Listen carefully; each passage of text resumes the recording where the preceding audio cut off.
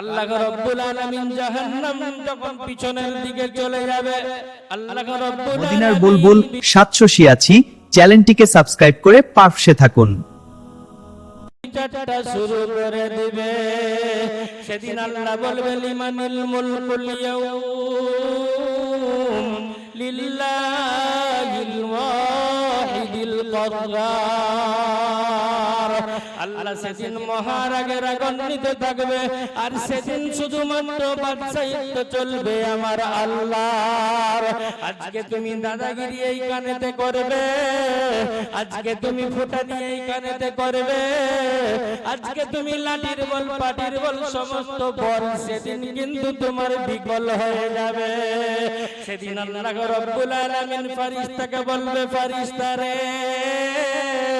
খুলো খুলো আমার বান্দার খাতাটা তুমি খুলো। খাতা খুললেই তখন সব বাড়িয়ে যাবে। সেদিন কিন্তু আমাদের আর কোনো রাস্তা থাকবে না। সেজন্য আল্লাহ রাব্বুল আলামিন বলছে, ওয়ালাকাদ যারানা লিজাহান্নামা কাসীরাম মিনাল জিন্নি ওয়াল ইনস লাহুম কুলুবুন লা ইয়াফকাহুনা বিহা ওয়া লাহুম আ'য়ুনুন লা ইবসিরুনা বিহা। বান্দা তোমাদেরকে আমি দিল দিয়েছি, কলব দিয়েছি ভালো জিনিস বুঝার জন্য, বুঝো কেন তোমরা বুঝো না? তোমাদের কাছে যখন কোরআনের কথা বলা হয়, তোমাদের কাছে যখন দ্বীনের কথা বলা হয়, কেন তোমরা তোমাদের দিল দিয়ে সেটাকে বুঝো না? যখন তোমাদের কাছে ভালো জিনিস ধরা হয়, কোরআন যখন ধরা হয়, হাদিসের কথা যখন তোমাদের কাছে ধরা হয়, তোমরা ভালো জিনিস দেখেও কেন দেখো না? ভালো জিনিস কি আমরা শুধু মনে করি টাকা আর পয়সা, আমার গাড়ি আর আমার বাড়ি, তাছাড়া আর ভালো আমাদের কাছে থাকে না। থাকে ভাই? তাছাড়া আমাদের কাছে কিছু থাকে না। কিন্তু আমার ভাইয়েরা, এখনো আমাদের সময় আছে, সজাগ হই, আমরা এক পথে চলে আসি, ইহদিনাস সিরাতাল মুস্তাকিমের পথে। অন্য পথে আমাদের কোনো কিন্তু শান্তি নাই। আজকে আপনি দেখেন আল্লাহ রাব্বুল আলামিন বলছে যে আমার যে বান্দাকে আমি পছন্দ করি, যারা আমার মুমিন বান্দা, আমি তাদের উপরেই মুসিবত দিয়ে তাদের আমি পরীক্ষা নিই। মুসিবত একটু আগে বলছিলাম না, আল্লাহর সতী শাস্তি বান্দী নারী, সে তো আল্লাহর কালাম পড়ে, নামাজ পড়ে, রোজা রাখে, দিনদার হয়ে চলে, তার অভাব কেন আসলো? মান ইউরিদিল্লাহু বিহি খায়রান ইউসিব মিন। আল্লাহ যাকে ভালোবাসে, যাকে পছন্দ করে, তার উপরে বালা মুসিবত পরীক্ষা দিয়েই তার পরীক্ষা নিয়ে তাকে আল্লাহ পাস করায়। কিন্তু আল্লাহ রাব্বুল আলামিন বলছে, বান্দা তুমি যদি আমার পথে থাকো, মুসিবত আসার আগে আগে আমি আল্লাহ রাব্বুল আলামিন কুদরতি জিম্মায় তোমার মুসিবতটাকে আমি মিটিয়ে দেব। কিন্তু আল্লাহ রাব্বুল আলামিনের পথে থাকতে হবে। আজকে আমার নওজোয়ান যুবক ভাইয়েরা, আমার বাবারা ভাবছে যে নারীদেরই তো দোষ দিচ্ছে, মায়েদেরই তো দোষ দিচ্ছে, আমাদের তো দেয়নি, আমরা তাহলে ভালো। কিন্তু আমার বাবারা, আমার ভাইয়েরা, আমরা ভালো তখন হতে পারবো, আমরা ভালো তখন হতে পারবো যখন আমরা কোরআনকে মেনে নিয়ে চলবো।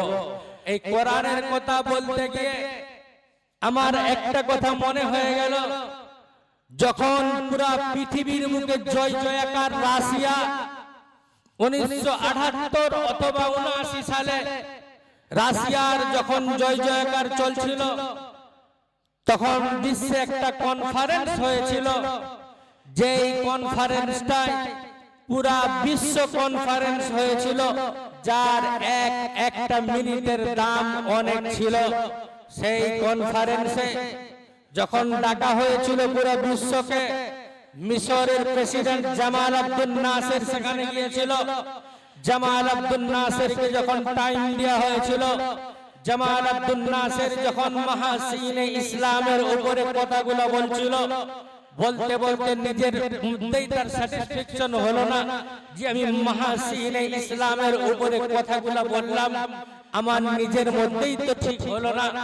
মনে দিগি দিগি আগুন জ্বলে, আর আল্লাহ রাব্বুল আলামিনের কাছে জমা দেয় যে আমাকে আবার কোন সময় ওই বিশ্ব কনফারেন্স কমিউনিস্টদের সামনে আমাকে আল্লাহ তুমি আবার হাজির করে দাও।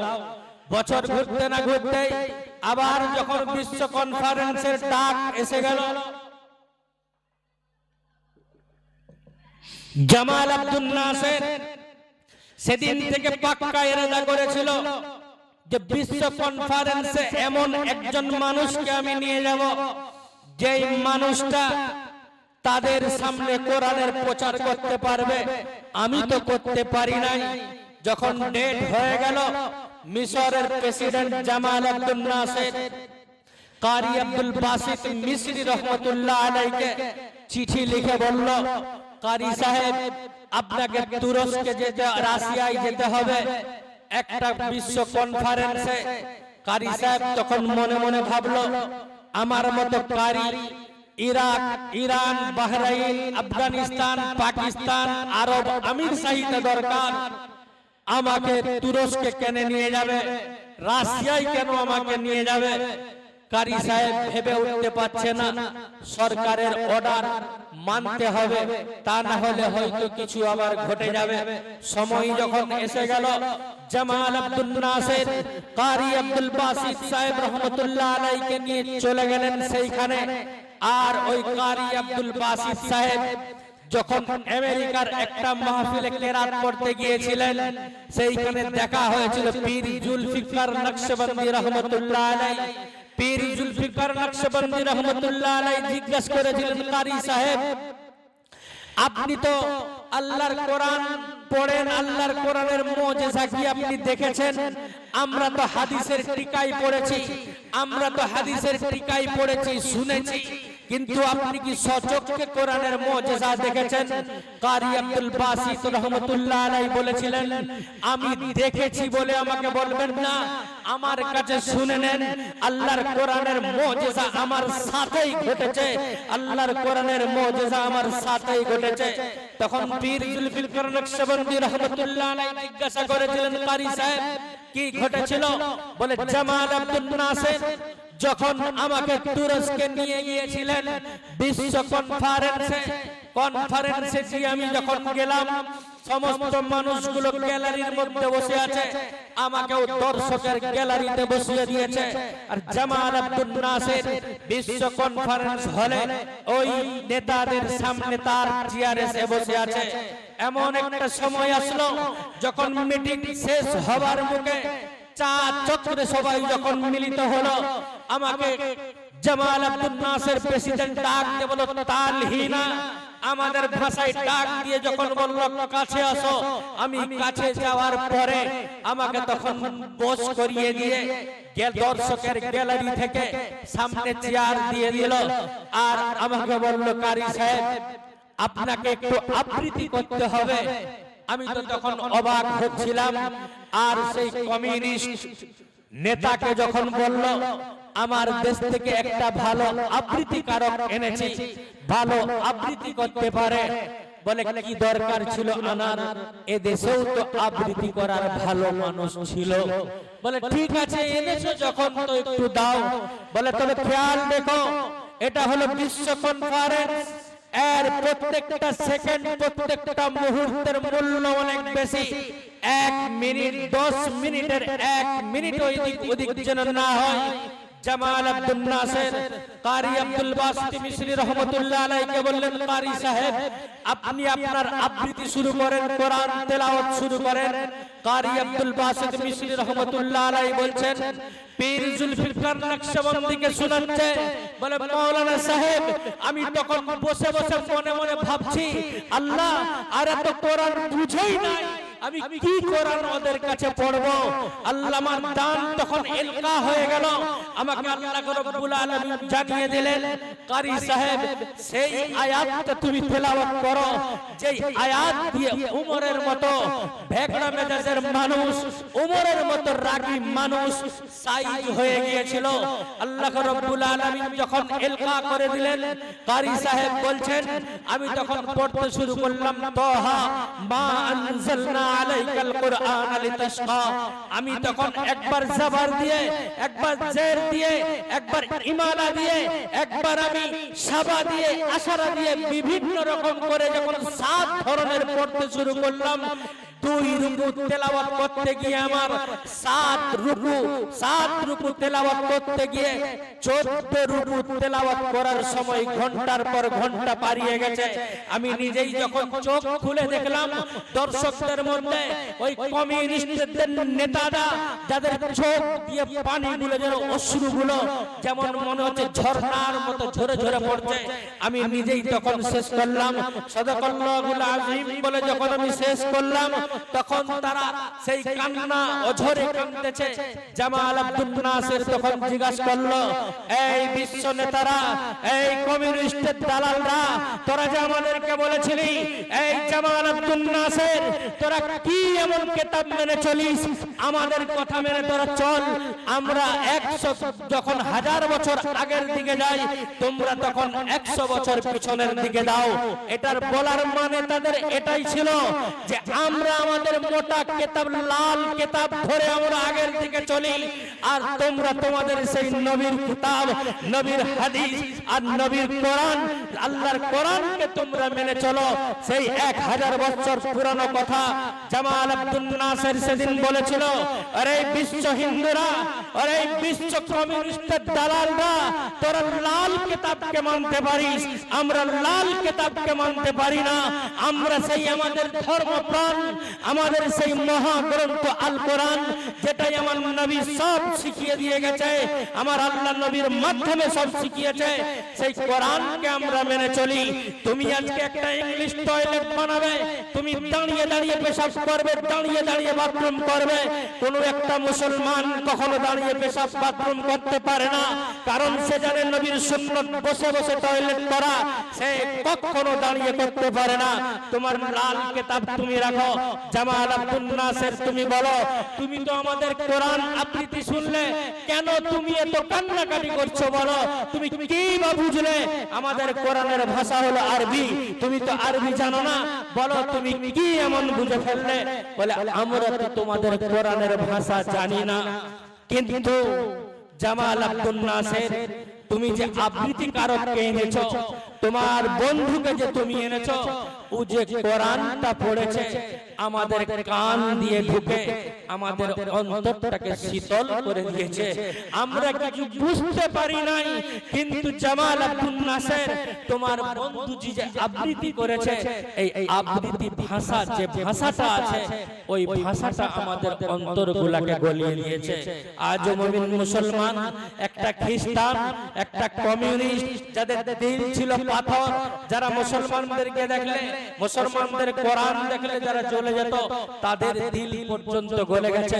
কিন্তু আমার মুমিন মুসলমান ভাইয়েরা, আজকে আমার মুমিন মুসলমানদের অন্তর কিন্তু গলে না।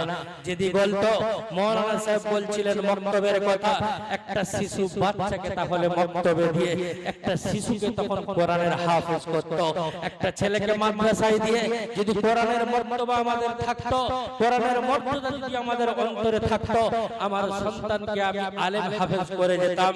এই নয় যে আমার নবী সাল্লাল্লাহু তাআলা আলাইহি ওয়াসাল্লাম বলে গেছে তোমার সন্তানকে তুমি আলেম হাফেজ করো, ডাক্তার করো না, মাস্টার করো না, এমন তো কোনো ব্যাপার নয়।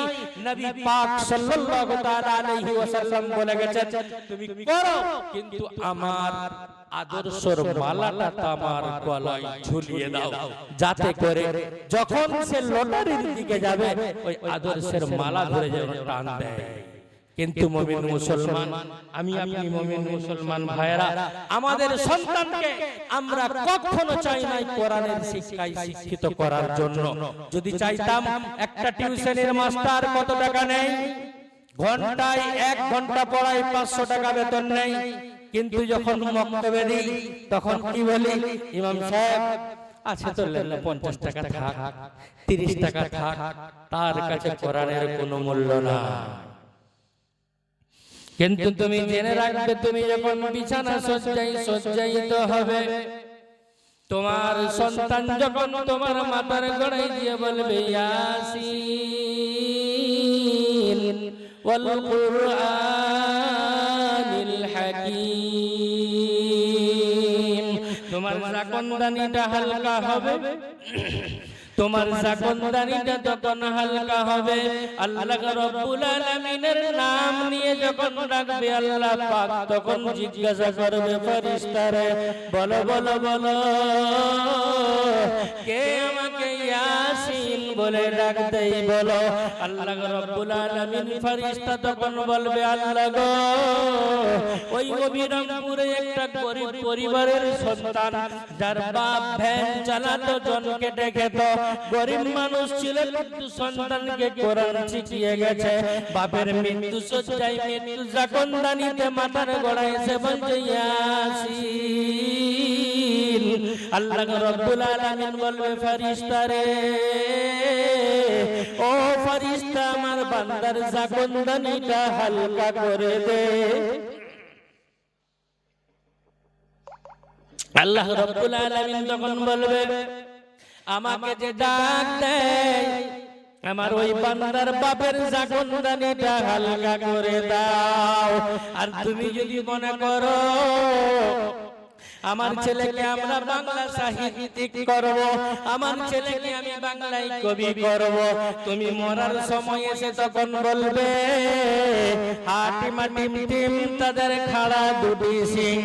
আল্লাহ রাব্বুল আলামিন বলে, কে বলে ওর বাপ মরতে বসেছে, ওই সন্তানকে কবি আর সাহিত্যিক করে গেছে, ও বাপের গলাতে কাছে মাথার কাছে এসে হাটিমা টিম পড়ছে। আল্লাহ রাব্বুল আলামিন বলবে ফেরেশতারে, ওকে টেনে নিয়ে গিয়ে আমার দরবার থেকে নামিয়ে দে। আজ কোরআনের গুরুত্ব বুঝো মুসলমান, সন্তান হোক বা সন্ততি হোক, ছেলে হোক বা মেয়ে হোক, কোরআনটা তুমি শিখিয়ে যাও। তুমি মরে যাওয়ার পরে কবরে তুমি যখন চলে যাবে, তোমার সন্তান যেখানেই থাকবে যদি একবার চার কুল পড়ে তোমার জন্য দোয়া করে, আল্লাহ রাব্বুল আলামিন তোমাকে এক কদম কোরআন পড়ার সওয়াব দিয়ে দিবে। আর তুমি যদি মনে মনে করো আমার সন্তানকে আমি ডাক্তার করব, আমার সন্তানকে আমি মাস্টার করব, আমার সন্তানকে আমি অনেক কিছু ডিগ্রি হাসিল করাবো, তুমি যখন মরে যাবে তোমার জানাজায় যখন সেই ইমাম সাহেবকে ডাকতে যাবে, ইমাম সাহেব তোমাকে গোসল দিয়ে যখন খাটিয়ায় দিয়ে যখন নিয়ে চলে যাবে, তারপরে তোমার সন্তান হাউ মাউ করে কান্না করবে। যদি তুমি সন্তানকে আলেম করতে পারতে, যদি তুমি হাফেজ করতে পারতে, চোখের পানিটা ধরে রাখতো, তোমাকে যখন গোসল দিত গোসলের সাথে তার চোখের পানিটা তোমার গোসলের পানির সাথে চলে যেত। সন্তানের পানি দেখে আল্লাহ রাব্বুল আলামিন তার বেদনা দেখে তোমাকে maaf করে দিত। কিন্তু ইমাম সাহেবকে ডাক দিবে, ইমাম সাহেব গো আজকে আপনার বাড়ি যাওয়া যাবে না। বলে কেন? আমাদের পাড়ার অমুক চাচা ইন্তেকাল করেছে। বলে তার তো সন্তানেরা আছে। বলে সন্তান চেন টেনে পেশাব করতে জানে কিন্তু পেনের বাইরে পেশাব করতে পারে না। চেন টেনে দাঁড়িয়ে পেশাব করতে জানে কিন্তু প্যান্টের বাইরে পেশাবটা তার আর পড়ে না। আর ওই প্যান্টটাকে পরে রাস্তায় যত গোবর ছিল সব ঝাঁটিয়ে নিয়েছে, বাপের জানাজায় গিয়ে বলছে আল্লাহু আকবার। আরে সে নাপাকে আছে, আল্লাহু আকবার বলছে, আল্লাহ তার কবুল করবে? তাহলে আমার ছেলেকে আমাকে একটু শিক্ষা দিয়ে যেতে হবে। আমি আমার ছেলের জন্য নিজের জানটাকে বিলীন করে দিচ্ছি, আমি আমার সন্তানের জন্য সব কিছু করে দিচ্ছি, কিন্তু আমার ভাইরা ছেলেকে একটু শিক্ষাটা দিয়ে গেলাম না। তুমি মারা যাওয়ার পরে যখন আল্লাহ রাব্বুল আলামিন তোমাকে জিজ্ঞাসা করবে, বান্দারে বলো বলো তোমাকে আমি 5টা সন্তান দিয়েছিলাম, বলো কোন সন্তানকে তুমি কোন কাজে লাগিয়েছো? তোমার আমল তো কিছুই নাই, তুমি এমন একটা আমল নিয়ে আসো সেই আমলের দ্বারাই তোমাকে আমি জান্নাত দিয়ে দেব। তখন সন্তানের বাপ সন্তানের কাছে কিয়ামতের ময়দানে ছুটবে আর সন্তানকে দিয়ে বলবে, সন্তান রে ও বাবা, ছোটকালে যখন ছোট ছিলি কোলে নিয়ে নিয়ে আমি তোকে যখন উপরে যেতাম, আমি অবিরামপুর বাজারে যখন যেতাম, বাঁধের বাজারে যখন যেতাম, কাঁধে তোকে বসিয়ে নিয়ে আমি বাবা বাবা করতে করতে যেতাম। বাবা পড়ে যাবি বলে সাইকেলে নিতাম না, আমি বুকে বেঁধে নিয়ে গামছা জড়িয়ে নিয়ে আমি বাঁধের উপর চায়ের দোকানে গেছি। এমন একটা সময় এসেছে সন্তান বিস্কুটটা আমি চায়ের কাপেতে ডুবিয়ে দিচ্ছি আমার মুখের দিকে তুমি তাকিয়ে আছো, কিন্তু তুমি পানাহার করতে পারো না, খেতে পারো না। সন্তানরে বিস্কুটটা মুখেতে দেবো, আমি চা থেকে ডুবিয়ে তুলেছি, আমার দিকে তাকা না দেখে আমি না খেয়ে তোমার মুখে বিস্কুটটা দিয়েছি বাবা। বলে হ্যাঁ বলো। বলে সন্তান রে, ছোট্ট কালে টেনে টেনে টেনে টেনে তোকে গাড়ে করে কাল ভাঙা পরিশ্রম করে আমি মানুষ করেছি, তারপরে তুই যখন বালেগ হয়েছিস তোর আমি বিবাহ শাদী দিয়েছি বাবা। কিন্তু আমি তোর বাপ, আজকে কিয়ামতের দিন মুসিবতের সময় আমার একটা নেকির দরকার, তুই আমাকে একটা নেকি দে বাবা। সন্তান সেদিন বলবে বাবা গো, লা ওয়ালিদাহু ফিল আরদি, জমিনে আমার আব্বা বলে কেউ ছিল না, আব্বা ছিল তবে তুমি কিন্তু আমার আব্বা না। বলে সন্তান রে তুই আমার ঔরসজাত, আমি বললাম তোর পিতা, তুই বলি আমার ছেলে, সত্য কথা বলছি কেন তুই শুনিস না? তখন বলবে তুমি যদি আমার বাপ হতে লটারির টিকিটের দোকানে কি তুমি আমাকে নিয়ে যেতে?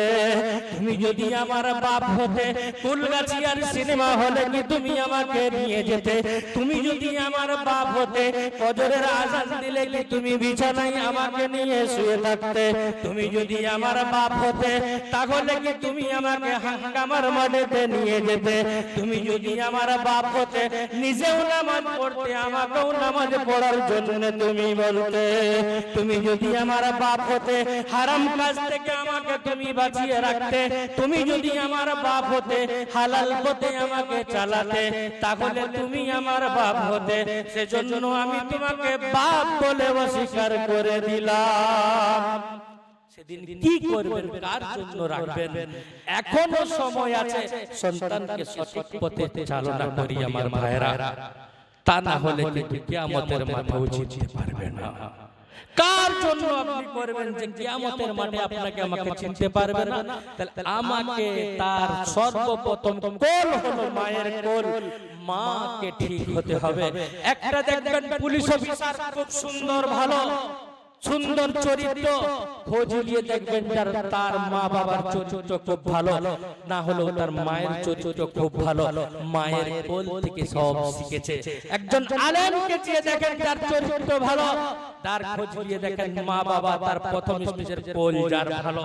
আর কোন মানুষকে দেখেন, যে কোনো মানুষকে দেখেন যে সুন্দর মানুষ, সুন্দর চরিত্রের মানুষ, খোঁজ নিয়ে দেখেন তার মা বাবার কোলটা ভালো। আজকে মুমিন মুসলমান ভাই, আমি বলতে চেয়েছিলাম শেষ করে দেবো, কিন্তু আমি শেষ করতে পারছি না। যে আজকে আপনি আমি ছেলে মেয়ের বিয়ে দিচ্ছি, চারদিকে ঘুরে ঘুরে ঘুরে ঘুরে ঘুরে ঘুরে খুঁজে খুঁজে দিচ্ছি না, দিই নাই, দিচ্ছি না, দিই নাই, কারণ আমার ছেলের দাম্পত্য জীবনটা সুখের হবে। চারদিকে খুঁজে খুঁজে খুঁজে খুঁজে দিচ্ছি, আর তার থেকেও বেশি আমরা খুঁজাখুঁজি করছি কোথায়? হাটে। হাটে খুঁজি নাই? আরে যখন একটা গাই গরু কিনতে যায়, কটা হাট ঘুরি ভাই, অনেক হাট ঘুরে ঘুরে পাড়াতেও পাই, তখন মানুষকে জিজ্ঞাসা করি, ব্যাপারী ভাই এই গাইটার দাম কত বলো? বললো 20,000, 20,000, 25,000 টাকা দাম হবে। বলে ক কেজি দুধ দেয়? বলে 22 কেজি। বলে ওর মা ক কেজি দুধ দিত? বলে ওর মা দিত 30 কেজি। কথাটা বুঝবেন, আমার ধ্যান দিয়ে শুনবেন। বলছে ওর মা কত দুধ দিত? বলে এটা তো বাছুর, এর মা দিত 30 কেজি, ই দেই 22 কেজি। তখন অন্তরে বিশ্বাস আসাটা স্বাভাবিক। একটা গাই যদি 30 কেজি দুধ দেয়, তার বাছুর, তার বাচ্চা 22 কেজিটা স্বাভাবিক। স্বাভাবিক কি স্বাভাবিক নয়? স্বাভাবিক দিবে। কিন্তু তার বেলায় খোঁজ করে আবার কাউকে জিজ্ঞাসা করছে, সত্যি কি 22 কেজি দেয়? এরকম খোঁজ করে খোঁজ করে খোঁজ করে তখন গাই গরু কিনছে। কিন্তু যেই মেয়েটাকে তুমি তোমার ঘরে আনবে, যেই মেয়েটা তোমার ছেলের দাম্পত্য জীবনটা সুখের করবে, তার বিয়ে দেওয়ার সময় তুমি একবার জিজ্ঞাসা করলে না, উকিল ভাই মেয়েটা নামাজ পড়ে, ওর মা বাপ নামাজ পড়ে, ওর দাদা দাদি ওর নানা নানি খানদানের খানদান নামাজ পড়ে কি পড়ে নাই একবারও খোঁজ নেয় নাই। শুধু জিজ্ঞাসা করে উকিল ভাই কত দিবে বলো, আর ক টাকা দিবে, মাল ঝাল কি কি দিবে, 2 চাকা না 4 চাকা দিবে। ওরে মুমিন মুসলমান হতভাগা কপাল পোড়া মুসলমানেরা, তুমি যাকে বৌমা করে আনলে তাকে যদি কোরআন পড়নেওয়ালা আনতে পারো, তাকে যদি নামাজি আনতে পারো, ফজরের নামাজ যখন তোমার ঘরে পড়ে সে কোরআন পড়বে, খোদার কসম করে বলে যাচ্ছি তোমার ঘরের সমস্ত অভাবকে আল্লাহ রাব্বুল আলামিন দূর করে দিবে। আর তোমার ঘরে যখন গান বাজনা থিয়েটার শুরু হয়ে যাবে, আল্লাহ রাব্বুল আলামিনের গজব তোমার ঘরেতে আসবে। আজকে বলবে হুজুর, বলে কি ব্যাপার, বলে হুজুর আমার ছেলে বারে ফুক দাও, তখন আসাদুল্লাহ সাহেব এসে ফুক দিবে। কালকে আবার আসরে দিয়ে বলবে হুজুর আমার স্ত্রী অমুক হয়েছে, ওকে একটু ফুক দাও। কিন্তু আমার ভাইয়েরা, নিজের সংসারটাকে যখন বাঁধাবেন, ঘরটা যখন বাঁধাবেন, কোরআন দিয়ে বাঁধিয়ে নেন, দেখবেন নিজের সমস্ত সব কিছু আল্লাহ রাব্বুল আলামিন সুন্দর করে দেবে। আমি আর বয়ান দীর্ঘায়িত করছি না, আমারও একটু কষ্ট হচ্ছে, বারবার পানি খাচ্ছি, দেখতে পাচ্ছেন আমি জীবনে কোনোদিন একবারের বেশি দুবারও পানি খাই না, আলহামদুলিল্লাহ। মনে হচ্ছে যেন শুকিয়ে যাচ্ছে। তো আমি আর বয়ান দীর্ঘায়িত করছি না। আমার বয়ানের আগে মানে আমি আসার পরে আমাকে একটা টুকচা লিখে দিলেন, সম্ভবত ইসমাইল ভাই মনে হচ্ছে লিখে দিলেন যে শেখ রব্বানি খুব অসুস্থ, তার পিতার নাম শেখ তাহার আলী, আপনাদের এই মহল্লার ছেলে, খুব বিরল রোগে অসুস্থ, মৃত্যুর সঙ্গে পাঞ্জা লড়ছে। সকলের কাছে আমি সর্বপ্রথম একটা আবেদন করব যে ওই ভাইয়ের জন্য প্রাণ খুলে আপনারা একটু দোয়া দিবেন, আল্লাহ রাব্বুল আলামিন যেন তাকে পূর্ণ সুস্থ করে দেন। আর আল্লাহ রাব্বুল আলামিন তার যেটা ফয়সালা রেখেছে যেন সঠিক ফয়সালা ঈমানের সাথে করে, যদি সেটা ফয়সালাই থাকে। সব থেকে একটা আবেদন আপনাদের কাছে আমি করি যে প্রাণ খুলে তার জন্য দোয়া করবেন। আর যে যতটা পারবেন, যদি আমারই ভাই হতো, আমারই যদি বাপ হতো, আমারই যদি কেউ আত্মীয় স্বজন হতো, তাহলে আমি নিয়ে দৌড়াতাম, আমি নিয়ে আগে ছুটতাম, আমি নিয়ে সবকিছু করতাম, তখন আমার ব্যাপারটা আমি আর ভাবতাম না। তাই পুরা মহল্লাবাসীর কাছে আমি অনুরোধ করব যে যতটা পারবেন ইনশাআল্লাহ তাআলা তাকে দিয়ে, আপনাদের কাছে তাকে না যেতে হয়, আপনারাই যে যতটা পারবেন তাকে দিয়ে ইনশাআল্লাহ তাআলা দোয়া নিয়ে তার মায়ের কাছ থেকে যাবেন, করবেন তো ইনশাআল্লাহ? এখন না পারেন কালকেও করবেন, আপনাদের পাড়ার ব্যাপার, সকলে মিলে একটু সহযোগিতার হাত বাড়িয়ে দিবেন। তার সাথে সাথে আমি আরেকটা আবেদন রাখবো। আমি আপনাদের মাঝে এসেছিলাম, তখনও বলেছিলাম, জুম্মার দিন ধরে এসেছিলাম যে আমার মাদ্রাসায় বুখারী শরীফ, মুসলিম শরীফ, তিরমিজি শরীফ, আবু দাউদ শরীফ, ইবনে মাজাহ শরীফ, ইমাম মুওয়াত্তা মালিক, ইমাম মুওয়াত্তা মুহাম্মদ, যে সমস্ত সিয়াসিত্তা হাদিসের কিতাবগুলি আছে, যেগুলো না পড়লে মাওলানা হওয়া যায় না, মাওলানা ডিগ্রি পাস করতে পারে না, সেই কিতাবের জন্য আপনাদের কাছে আমি এসেছিলাম। বড় আশা নিয়ে এসেছিলাম, কেননা আমি অবিরামপুরের ইতিহাস আগেও শুনেছি, আব্দুস সুবহান মাজহারি সাহেবের কাছ থেকেও আমি শুনেছিলাম, তিনারি ভাইপোর মাদ্রাসা সেখানেই থাকি। তো সেই সময় যে আশা নিয়ে এসেছিলাম যে কমসে কম যদি একটা কিতাব সেটা হতো, কিন্তু তখনও হয় নাই। তাই আপনাদের কাছে আমি অনুরোধ করব, কোনো জোর জবরদস্তি কাউকে নাই, আমি একটা ছোট ছোট নাত পড়ব, নাত পড়ার পরে সকলের জন্য দোয়া করব। ওই সময়ের মধ্যে যদি কেউ পারেন, বা আমি নামার পরে রুমে যখন থাকব, ওই সময়ের মধ্যে যদি কোনো আল্লাহর বান্দারা ওই কিতাব বা কিতাব পারপাসে কিছু দিতে পারেন, বা এখানে টেবিলে দিয়ে যেতে পারেন, আমার কাছে বিল আছে, আমি এখানে সম্পূর্ণ বিল কেটে দিয়ে আপনাদেরকে যাব। যদি পারেন একটু সহযোগিতার হাত বাড়িয়ে দিয়ে যাবেন। আশা হয়তো আপনাদের কাছে হবে বৎসরে, কিন্তু কালেকশনের জন্য আসা কিন্তু হবে না ইনশাআল্লাহ, বৎসরে একবার। তার কারণ আমিও শিক্ষক, আর আমাদের পেশা কালেকশন নয়। আমরা কোন সময় যখন সম্মুখীন হই তখনই আমরা বেরোই ছুটির দিন দেখে, তা না হলে কিন্তু আমরা বেরোই নাই। তা একটা নাত পড়ব, যদি কেউ পারেন, যে যতটা পারবেন দিয়ে যাবেন, বা তারপরেও দিয়ে যাবেন, আমি মিল দিয়ে যাব ইনশাআল্লাহ।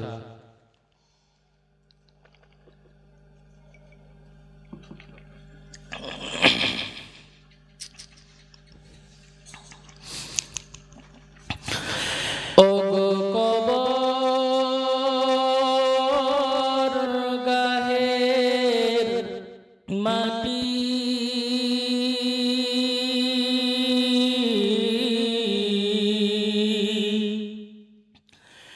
দুনিয়ার সব মায়ার পিছনে তোমায় জেনেছি কাটি। ও গো কবর গাহের মাটি,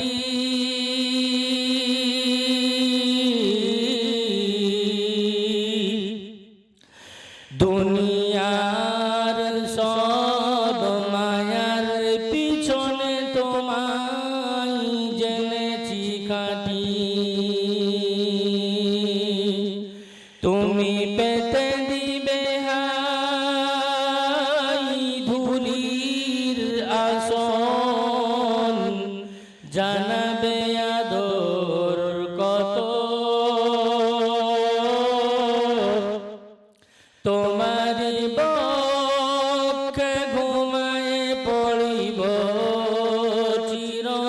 চিরজনমের মতো। কবে তুমি হাই ডাক দিবে মোরে, তোমার শীতল কোলে, তোমারি বক্ষে ঘুমায়ে পড়িব সারা বিশ্বের মায়া ভুলে। কবে তুমি হাই ডাক দিবে মোরে, তোমার শীতল কোলে, তোমারি বক্ষে ঘুমায়ে পড়িব সারা বিশ্বের মায়া ভুলে। রবে না সেদিন পিতার আদর, মায়ের স্নেহের রবে না সেদিন পিতার আদর, মায়ের স্নেহের কোল, বন্ধু স্বজনের অনুভূতি আর শিশুদের কলরোল, দিবে যেদিন আযাব মোদের আসবে সেদিন বুঝে,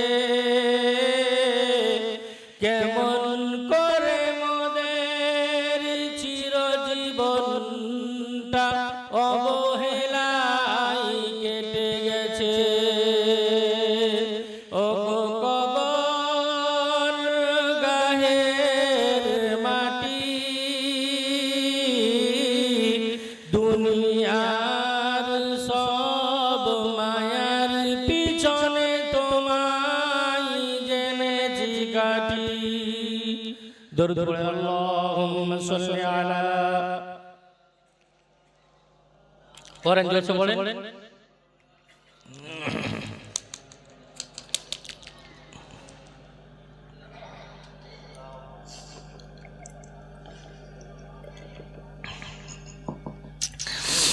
اللهم صل على محمد وعلى آل محمد কামা সাল্লাইতা আলা ইব্রাহিম ওয়া আলা আলি ইব্রাহিম ইন্নাকা হামিদুম মাজিদ। আপনারা নামাজ পড়েন নাকি? দরুদ ইব্রাহিম পড়ুন।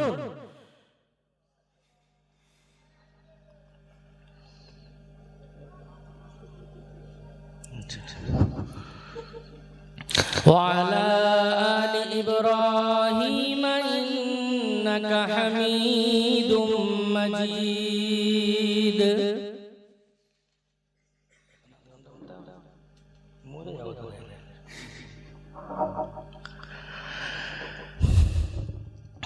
আমার ভাইরা কমিটির অনুরোধে আর একটু বলতে হবে, যখন ইনারা অনুরোধ করছেন আমার নওজোয়ান যুবক ভাইরা, তার একটু বলতে হবে ইনশাআল্লাহ তাআলা। তো কোনখানটায় বলছিলাম একটু যদি ধরাতে পারতেন তাহলে তারপর থেকে বলতাম, ভালো লাগতো। তা না হলে তো এখন এদিক ওদিক টালমাটাল হবে সব। কোনখানে বলছিলাম বলেন তো?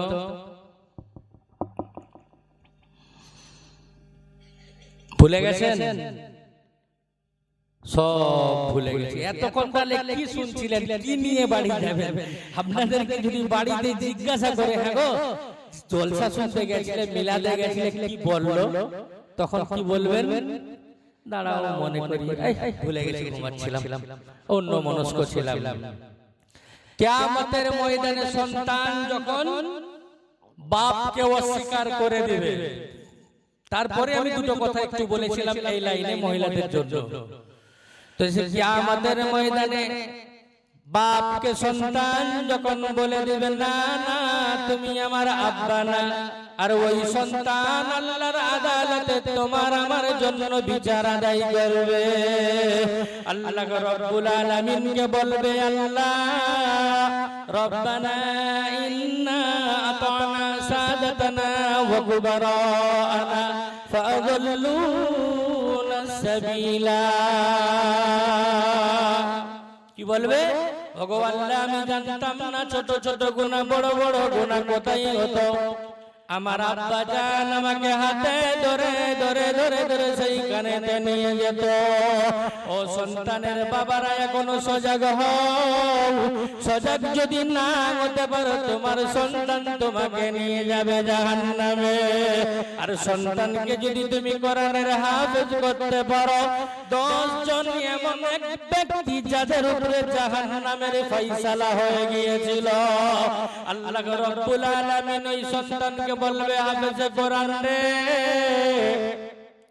ও হাফেজে কোরআন, তুমি 10 জন ব্যক্তি এমন আছে ওদেরকে তুমি জান্নাতে নিয়ে যাও। তোমার কাকে পছন্দ বলো? যাদের উপরে জাহান্নাম ওয়াজিব হয়ে গিয়েছিল, জাহান্নামে তারা যাবে, ওই রকম ব্যক্তিদেরকে টেনে টেনে 10 জনকে জান্নাতে নিয়ে যাবে। কিন্তু যদি মনে করি আমার ছেলেকে হয়তো 5 বছর 7 বছর আমি পড়াতে পারবো না, কিন্তু কোরআনটা আমাকে পড়িয়ে যেতে হবে।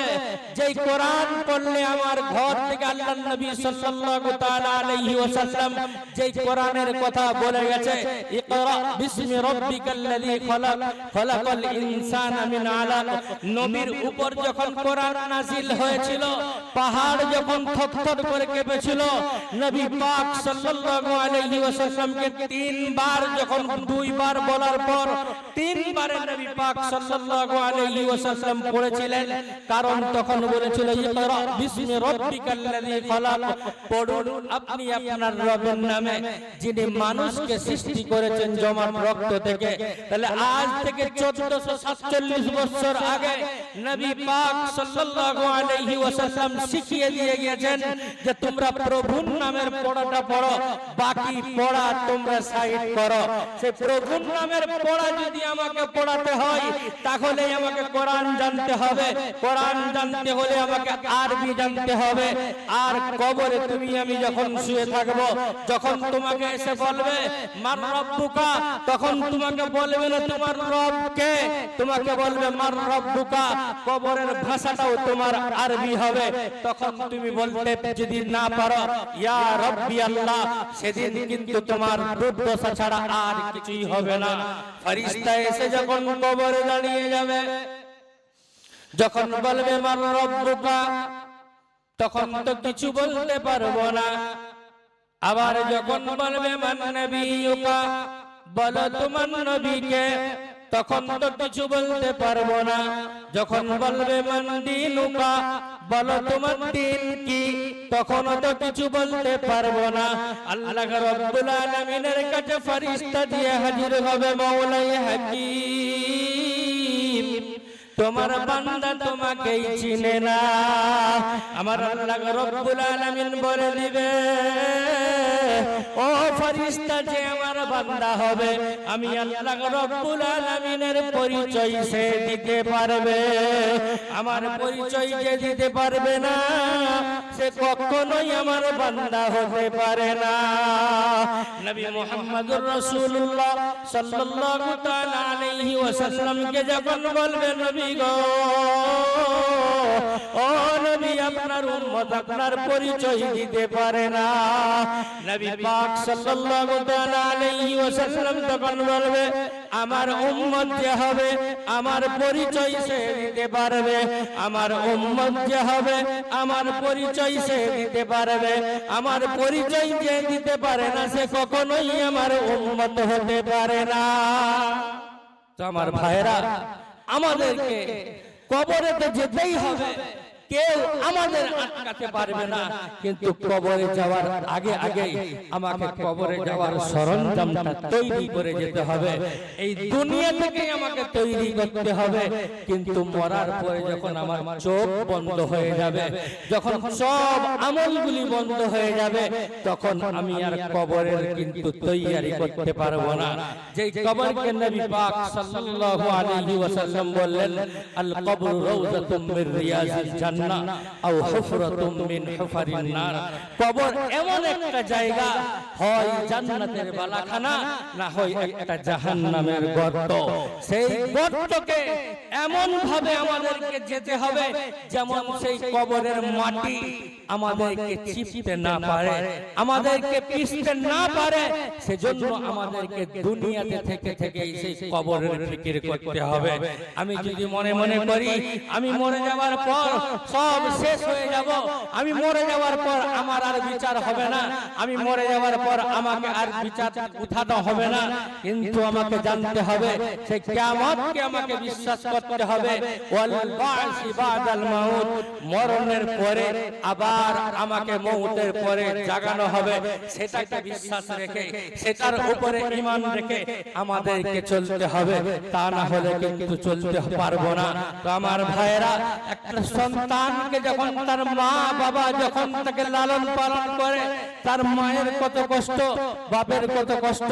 মা এমন একটা সময় গেছে, সন্তানকে লালন পালন করতে করতে নিজে হাত ভাঙা পরিশ্রম করে,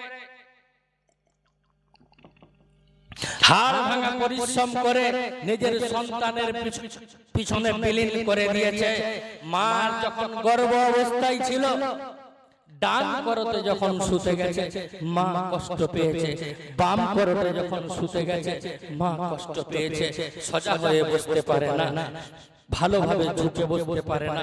কষ্ট পাওয়ার পরেও, সন্তান লালন পালন করার পরেও সেই মা কিন্তু সন্তানকে ভুলতে পারে না। আজকে যে ছেলেটার কথা আপনাদের কাছে আমি বললাম, তার মা হাও হাও করে কান্না করছে, তার মা আহাজারি করছে যে আমার সন্তানের কি হবে। কিন্তু মায়ের কাছে তো সন্তানটা অনেক বড় হয়ে গেছে, মায়ের কাছে সন্তান অনেক বড়, আমাদের নজরেও বড়। কিন্তু মায়ের দিলে তো সে আছে যে আমার সন্তান ছোট। দেখবেন যখন মা ছেলেকে মারপিট করে, যখন শাসন করে, সন্তান কিন্তু মায়ের কাছ থেকে জড়িয়ে ধরে, মায়ের কাছ থেকে দূরে সরে যায় না, কারণ তার মায়ের মহব্বতটা হলো অনেক বেশি। সেই মা আপনাদের কাছে এসে যে আমার সন্তান আজকে মৃত্যু শয্যায় শায়ী, মরণের সঙ্গে পাঞ্জা লড়ছে, আমার সন্তানের জন্য চিকিৎসার জন্য তোমরা আমাদেরকে কিছু সহযোগিতার হাত বাড়িয়ে দাও।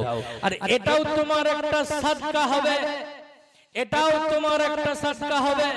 আল্লাহর নবী সাল্লাল্লাহু তাআলা আলাইহি ওয়াসাল্লাম বলেছে, as-sadaqatu taraddul বালা, যখন তোমাদের উপরে বালা মুসিবত চেপে আসবে, যখন বালা মুসিবত নেমে আসবে, তোমরা বেশি বেশি করে সাদকা দেবে। তাই আমার ভাইদেরকে আমি বলবো, আমার বাবাদেরকে আমি বলবো, আমার মা কবরে চলে গেছে, আমার জন্য জায়গাত রেখে গেছে, আমার বাপ কবরে চলে গেছে, আমার জন্য জায়গাত রেখে গেছে, সম্পদ রেখে গেছে, বাপের টাকার সম্পদ ভোগ করে আজকে ভোগ বিলাস করে কাটাচ্ছি, মায়ের রেখে যাওয়া সম্পদের ভোগ বিলাস করে কাটাচ্ছি। আজকে তারা কবর থেকে দুটো হাত তুলে বলছে, সন্তান আমাদের খালি হাত তোমরা কিছু দিয়ে পাঠাও, সন্তান আমাদের হাতগুলো তোমরা ভরে দাও। সে মায়ের কবরটাকে জান্নাতের বাগান বানানোর জন্য, বাপের কবরটাকে জান্নাতের বাগান বানানোর জন্য, নিজের সাদকা হিসাব বার করার জন্য, সাদকা জারিয়া করার জন্য আমি খালি আপনাদেরকে বলবো, শুধু হাতটা তুলে একটু দেখিয়ে দিবেন। মুসাফির অবস্থায় থাকি, 365 দিনের প্রায় 300 দিনেরও বেশি ইনশাআল্লাহ তাআলা মুসাফির থাকি। তাই আপনাদেরকে আমি বলবো, খালি হাতটা একটু দেখিয়ে দিবেন যে গোলাম রব্বানী ভাইয়ের চিকিৎসার জন্য আপনারা কে কতটা করে দিতে পারবেন, একটু নামটা লিখিয়ে দেন। হাতটা তুলে একটু বলুন যে আমার প্রতিবেশী, আমার মহল্লার ছেলে, আমার পাড়ার ছেলে, আমার ছেলে, আমার ভাইয়ের ছেলে, আমার ছেলে, আমার পড়োশির ছেলে, আমার ছেলে, আমার পড়োশি ভাই, তার চিকিৎসার জন্য আপনাদের কাছে আমি আহাজারি করছি। আপনারা বেশি নয়, যদি পারেন 200, 500, 100 যে যতটা পারবেন ইনশাআল্লাহ তাআলা একটু দিয়ে যান। আমার একজন ভাই 100 টাকা দিয়ে গেছে, একজন 200 টাকা। আল্লাহ রাব্বুল আলামিন তুমি আমার ভাইদের জীবনের বালা মুসিবত সমস্ত সব দূর করে দাও আল্লাহ, বলুন আল্লাহুম্মা আমিন। আরে অবিরামপুরের মানুষ এত কঞ্জুস, আপনারা আল্লাহুম্মা আমিনটাও বলতে পারেন নাই যে আল্লাহ কবুল করুন। টাকা যদি নাও দিতে পারেন, কমসে কম বলেন যে আল্লাহ কবুল করুন, বলুন আল্লাহুম্মা আমিন। তো আমার ভাইয়েরা যে যতটা পারবেন একটু দিয়ে যান। ওই গরিব অসহায় মানুষটার চিকিৎসা হবে, ওই মানুষটা যখন চিকিৎসা হয়ে আসবে, যখন আল্লাহর কাছে একটা সাজদা দিবে, সুবহান রাব্বিয়াল আলা বলবে, সেও সওয়াব পাবে। আর যার টাকার দ্বারাই চিকিৎসা হবে, আল্লাহ রাব্বুল আলামিন তাকেও সওয়াব দিবে। তো ভাই একটু দিয়ে যায়, সকলে মিলে একটু দিয়ে যায় ভাই। আসি একটু আগে আসি, যে যতটা পারবেন, লজ্জার কোনো বিষয় নয়। 20, 50, 100, 200 যে যতটা পারবেন, যার পকেটে যা আছে একটু দিয়ে পাঠিয়ে দেন। আমার মায়েরা যদি পারো তোমরা তোমাদের ছেলেদের হাত দিয়ে যে যতটা পারবে একটু দিয়ে পাঠিয়ে দাও। আল্লাহুম্মা আমিন। আল্লাহ সকলের দেওয়াকে কবুল করুন, বলুন আল্লাহুম্মা আমিন। আল্লাহ পাক যেন সকলের রুজি রোজগার, ব্যবসা বাণিজ্যে বরকত দান করেন। খেতে খামারে আল্লাহ পাক যেন সকলের ব্যবসা বাণিজ্যে সব কিছুতেই মালামাল করে দেন, বলি আল্লাহুম্মা আমিন। কি বলছেন আপনি? 500 ওই ভাইকে, ভাই উনি বলছেন 500। মাশাআল্লাহ, আল্লাহ পাক কবুল করুন, বলি আল্লাহুম্মা আমিন। আল্লাহ পাক তুমি ওকে কবুল করে নাও আল্লাহ, তার সংসারে বরকত দান করো, তার ঘর বাড়ি সব কিছুকে তুমি বালা মুসিবত থেকে হেফাজত করে নাও। আমারও এক চাচা আবার 100 টাকা দিয়ে গেছে, মাশাআল্লাহ মাশাআল্লাহ। সকলে একটু দিয়ে চলে যান ভাই, যদি যারা বাকি আছেন যে যতটা পারবেন 10, 20, 50, 100 একটু দিয়ে চলে যান।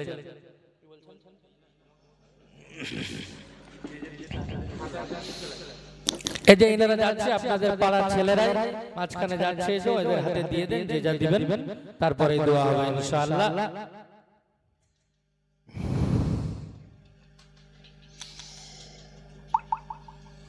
ভাত খেয়ে উঠে গেছি, আমাকে বললে 11টায় তুলবো, 10:30টায় কি করবো বলে। মাশাআল্লাহ, আমার মায়েদের তরফ থেকে 600 টাকা এসেছে চিকিৎসার জন্য। বললাম যদি 1 ঘন্টা আমাকে রেস্ট দাও, তাহলে নিকুল ছিনলাম।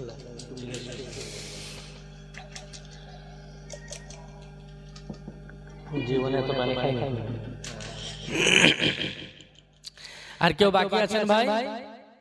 যাক, সব প্রাণ খুলে নবীর শানে একবার দরুদ পড়ি। যিনারা বাকি আছেন তেনারাও দিয়ে চলে যাবেন দোয়ার পরে ইনশাআল্লাহ।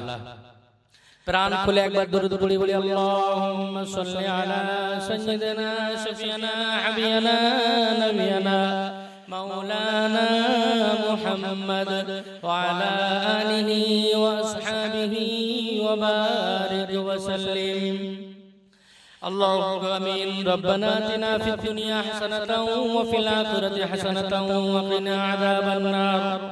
رب اجعلني مقيم الصلاة ومن ذريتي ربنا وتقبل دعاء. ربنا اغفر لي ولوالدي وللمؤمنين يوم يقوم الحساب. وقل رب ارحمهما كما ربياني صغيرا. وقل رب ارحمهما كما ربياني صغيرا. মাওলাই হাকিম কুদরতের নজর দিয়ে একটিবার তাকিয়ে দেখেন গো আল্লাহ রব্বাল আলামিন, কত সাদা দাড়িওয়ালা, কত নওজোয়ান যুবক, কচি কাঁচা বাচ্চা, কত পর্দানশীল আমার মা বোনেরা হাত তুলেছে আল্লাহ। মাওলাই হাকিম যদি চাইতো ঘরের মধ্যে শুয়ে থাকতে পারতো আল্লাহ। মাওলাই হাকিম শুধুমাত্র তোমাকে পাওয়ার জন্য, জাহান্নাম থেকে মুক্তির জন্য এই জায়গায় এসেছি আল্লাহ। রব্বাল আলামিন, আমাদের সকলের তুমি নাজাতের ফয়সালা করে দাও আল্লাহ। মাওলাই হাকিম ঠিক ততক্ষণ ধরে কোরআন থেকে নবীর শানে নাত ও গজল পড়া হয়েছে মাওলা। মাওলাই হাকিম তোমার দ্বীনের কথাও বলা হয়েছে মাওলা। মাওলাই হাকিম জানি না বলতে গিয়ে পড়তে গিয়ে হয়তো বাড়াবাড়ি হতে পারে মাওলা। মাওলাই হাকিম যদি কোনো ভুল ভ্রান্তি হয়ে থাকে তুমি নিজ দয়া বানে ক্ষমা করে দিও আল্লাহ। মাওলাই হাকিম ক্ষমা করে দিয়ে যে সব দিবেন সর্বপ্রথম আকা মাওলা তাজদারে মদিনা আহমদে মুস্তাফা মুহাম্মদ মুস্তাফা সাল্লাল্লাহু আলাইহি ওয়াসাল্লামের রুয়াতার মধ্যে পৌঁছে দাও। তারপরে তিনার খানদানের খানদান সাহাবায়ে কেরাম তাবেঈন তাবে তাবেঈন আইম্মায়ে মুজতাহিদিন মুফাসসিরিন ওলি আবদাল ওস্তাদ যারা দুনিয়া থেকে চলে গেছে সকলের রুয়াতার মধ্যে আর সবকে পৌঁছে দাও। খাস করে মাওলাই হাকিম এই গ্রামের যারা চিরতরে কবরবাসী হয়ে গেছে মাওলা রব্বাল আলামিন, সকলের রুয়াতার মধ্যে সবকে পৌঁছে দিয়ে তাদের তুমি মাগফিরাত করে দাও আল্লাহ। মাওলাই হাকিম যে উদ্দেশ্য করে আজকে সকলে এক জায়গায় জড়ো হয়েছে মাওলাই হাকিম রব্বাল আলামিন, দিনের কথাবার্তা যে অনুষ্ঠান করা হয়েছে মাওলাই হাকিম এদের সকলের নেক নিয়ত উদ্দেশ্যগুলোকে তুমি পূরণ করে দাও আল্লাহ। হাকিম জানি না কত গুনাহ করেছি গো আল্লাহ রব্বাল আলামিন, গুনাহ করে করে হাত নাপাক করে ফেলেছি মাওলা। মাওলাই হাকিম গুনাহ করে করে জবান নাপাক করেছি মাওলা। মাওলাই হাকিম শরীরের অঙ্গ সমস্ত অঙ্গ প্রত্যঙ্গ আমরা নাপাক করে ফেলেছি মাওলা। মাওলাই হাকিম তবুও তো আমরা কারো কাছে কোনো দেব দেবী কারো কাছে যাই না মাওলা।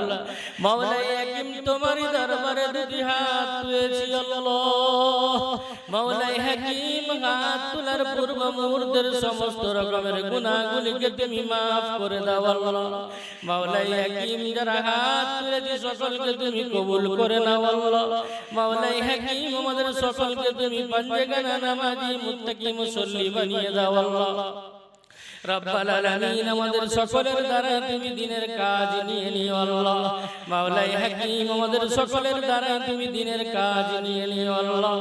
মাওলাই হাকিম আমাদের মধ্যে যারা অসুস্থ সকলকে পূর্ণ সুস্থ করে দাও আল্লাহ। রব্বাল আলামিন, খাস করে সেই গোলাম রব্বানি যে অসুস্থ আছে মাওলা, মাওলাই হাকিম তাকে তুমি পূর্ণ সুস্থ করে দাও আল্লাহ। রব্বাল আলামিন, তার মায়ের আহাজারি আর সহ্য করা যায় না খোদা। রব্বাল আলামিন, তার মায়ের থেকেও তো তোমার অন্তরে তোমার বান্দাদের মহব্বত কোটি কোটি গুণে বেশি আল্লাহ। মাওলাই হাকিম, তুমি তোমার মহব্বতের দ্বারাই তোমার বান্দার সেবা দিয়ে দাও আল্লাহ। মাওলাই হাকিম, আমাদের মধ্যে যারা অসুস্থ সকলকে তুমি পূর্ণ সুস্থ করে দাও আল্লাহ। রব্বাল আলামিন, আমরা যারা দুটি হাত তুলেছি আমাদের সকলের নেক নিয়ত মনোবাঞ্ছাকে তুমি পূরণ করে দাও আল্লাহ। মাওলাই হাকিম, আমাদের আব্বা আম্মা যারা চিরতরে কবরবাসী হয়ে গেছে সকলের কবরের আযাবকে তুমি maaf করে দাও আল্লাহ। রব্বাল আলামিন, রিজিক বিঘিন কবরে রেখে এসেছি আল্লাহ। মাওলাই হাকিম, পোশাক বিঘিন রেখে এসেছি, তুমি জান্নাতের রিজিকের পোশাকের ব্যবস্থা করে দাও আল্লাহ। মাওলাই হাকিম, যারা ইতিম অসহায় নাই দুটি হাত তুলেছি আল্লাহ জীবনে আর কখনো মা বলে ডাক দিতে পারবো না আল্লাহ মাওলাই হাকিম আব্বা বলে আর ডাক দিতে পারবো না আল্লাহ রব্বাল আলামিন ডাক দিতে পারলেও তো জীবনে কখনো মায়ের ডাক শুনতে পাবো না আল্লাহ মাওলাই হাকিম কখনো বাপের ডাকের সাড়া পাবো না আল্লাহ রব্বাল আলামিন কত কচি কাঁচা বাচ্চারা বাপ হারা এতিম হয়ে আসে আল্লাহ মাওলাই হাকিম তাদের তুমি সহায় হয়ে যাও আল্লাহ মাওলাই হাকিম আমাদের নিকটতম দূরতম আত্মীয় স্বজন যারা কবরবাসী হয়ে গেছে মাওলা মাওলাই হাকিম সকলের কবরের আযাবকে maaf করে দিয়ে তুমি জান্নাতুল ফিরদাউস দান করো আল্লাহ খাস করে আমরা যারা গাছি গাছি আমাদের আব্বা আম্মা সকলের কবরের আযাবকে তুমি maaf করে দাও আল্লাহ যাদের আব্বা আম্মা বেঁচে আছে সকলকে তুমি নেক হায়াত দান করো আল্লাহ মাওলাই হাকিম সেই সন্তানদের তুমি বাবা মায়ের সেবা করার তৌফিক দাও আল্লাহ মাওলাই হাকিম যা কিছু চাইলাম তাও তুমি দাও যা কিছু চাইতে বাকি আছে সেটাও তুমি দিও হুজুরে পাক সাল্লাল্লাহু আলাইহি ওয়াসাল্লাম আলাইহির জন্য যে সব দোয়া চেয়ে গেছেন সেসব তুমি আমাদেরকে দাও যে সব থেকে তিনি পানা মেগেছেন সেসব থেকে তুমি আমাদেরকে পরিত্রাণ দাও অবশেষে আমাদের দোয়াকে হুজুরে পাক সাল্লাল্লাহু আলাইহি ওয়াসাল্লামের সিলাই কবুল করে নাও রব্বানা তাকাব্বাল মিন্না ইন্নাকা আনতাস সামিউল আলিম ওয়া তুব আলাইনা ইন্নাকা আনতাত তাওয়াবুর রহিম সুবহানা রাব্বিকা রাব্বিল ইজ্জাতি আম্মা ইয়াসিফুন ওয়া সালামুন আলাল মুরসালিন ওয়ালহামদুলিল্লাহি রাব্বিল আলামিন আমিন বিরহমাতিকা ইয়া আরহামার রাহিমিন